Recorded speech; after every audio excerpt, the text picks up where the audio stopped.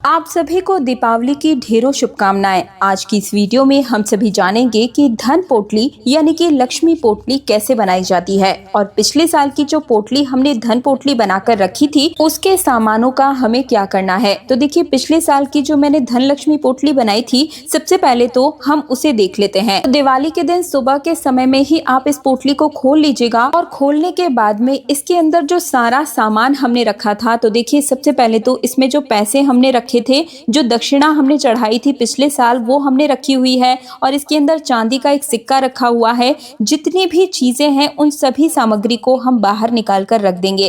अब इनमें से हमें ये देखना है कि कौन कौन सा सामान खराब हो गया है और कौन सा अभी ठीक है। तो देखिए, जैसे कि ये सुपारी हो गई, हल्दी की गांठ, पुष्प यानी कि फूल जो है, इन चीजों को हम हटा देंगे क्योंकि ये जो है थोड़ा थोड़ा सा खराब हो रहा है, तो इन्हें हम हटा देंगे, इनका विसर्जन कर देंगे। बाकी की जो सामग्री है, जैसे कि कौड़ियां हो गई, कमलगट्टे, गोमती चक्र है, इन्हें हम गंगा जल से धुल करके दोबारा से आज रात को, जब दिवाली की रात को पूजा के बाद हम पोटली बनाएंगे, तो उनमें दोबारा से इन्हें उपयोग कर सकते हैं।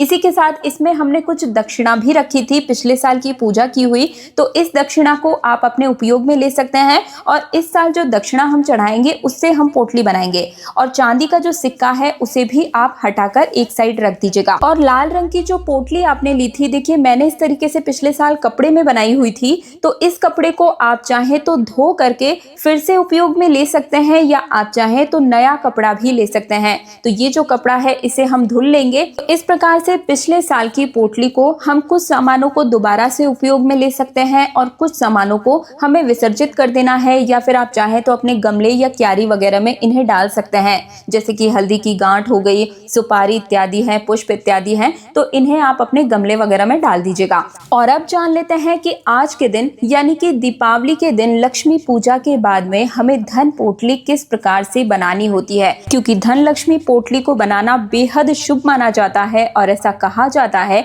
कि इससे पूरे साल घर में धन की वर्षा बनी रहती है। तो इसके लिए सबसे पहले क्या करेंगे, पूजा के दिन जब पूजा आपकी समाप्त हो जाए, आधे एक घंटे आप रेस्ट कर लें, इसके बाद में आप एक लाल या फिर पीले रंग का आप कपड़ा ले लीजिएगा, पोटली मिल जाए तो पोटली ले लीजिएगा। और अब इसमें हमें रखनी है माँ लक्ष्मी की सबसे प्रिय चीजें, जैसे कि सबसे पहली चीज हो गई पीली हल्दी। आप चाहे तो पिसी हुई हल्दी ले सकते हैं या 2 हल्दी की गांठ आप ले लीजिएगा।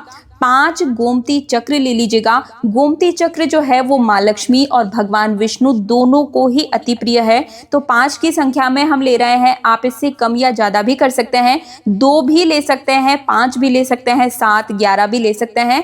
तो हमने 5 गोमती चक्र रख लिए हैं। 5 यहाँ पर हम कौड़ियां रखेंगे।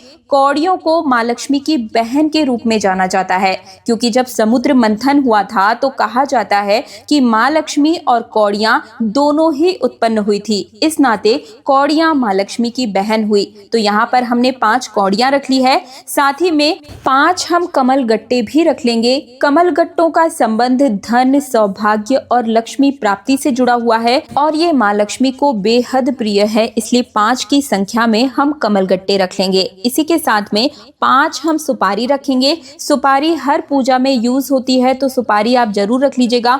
5 ना रख पाए तो 2 भी आप रख सकते हैं। मैं यहाँ पर सभी चीजें 5-5 की संख्या में ही रख रही हूँ, तो 5 मैंने यहाँ पर सुपारी ले ली है।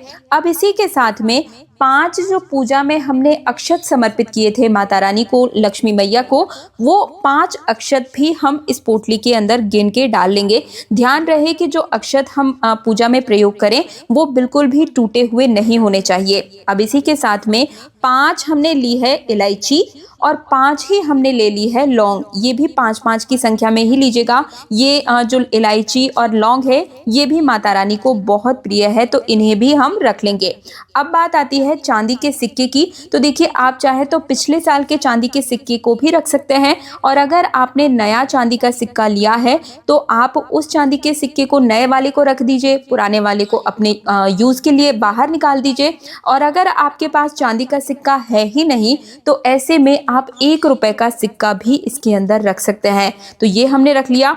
अब हम इसमें रखेंगे 5 हल्दी की गांठें, आप चाहें तो 2 हल्दी की गांठें भी रख सकते हैं और मेरे ख्याल से 2 काफ़ी होगी, क्योंकि जो है हल्दी की गांठें होती है वो अगले साल तक खराब हो ही जाती है। तो यहाँ पर हम 2 हल्दी की गांठ रखेंगे। अगर आपके पास हल्दी की गांठ नहीं है तो आप पिसी हुई हल्दी भी इसमें रख सकते हैं। और अब हम लेंगे पूजा में चढ़ाया हुआ माँ लक्ष्मी के चरणों में समर्पित जो भी पुष्प आपने समर्पित किया है, वो कोई भी एक फूल उठाकर आप इस धन पोटली में रख लीजिएगा माता रानी के आशीर्वाद के रूप में। और अब यहाँ पर 7 हम धनिये के जो बीज हैं, जो कि हमने धनतेरस के दिन धनिया खरीदा था, इसके 7 बीज भी इसके अंदर डाल देंगे। तो देखिए, ज्यादा से ज्यादा आप जितना सामग्री चाहें उतना और ऐड कर सकते हैं, लेकिन इतने सामान में भी आप इस पोटली को बना सकते हैं, या इनसे 1 या 2 सामान अगर आपके पास कम है तब भी आप इस पोटली को इस तरीके से बना सकते हैं।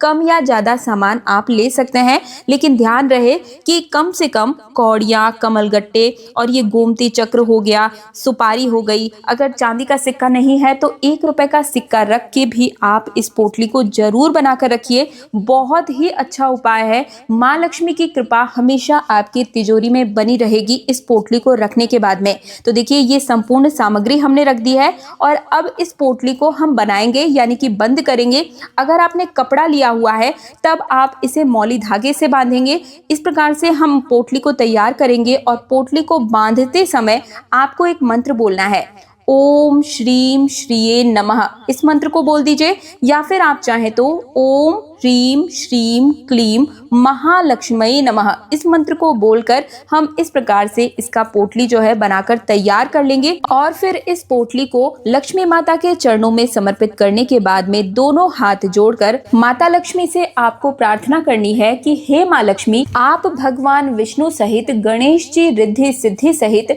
मेरे घर में स्थायी रूप से निवास करें। मेरी इस धन लक्ष्मी पोटली के रूप में मेरी तिजोरी में स्थायी रूप से मेरे घर में निवास करें और धन सुख समृद्धि वैभव का आशीर्वाद प्रदान करें।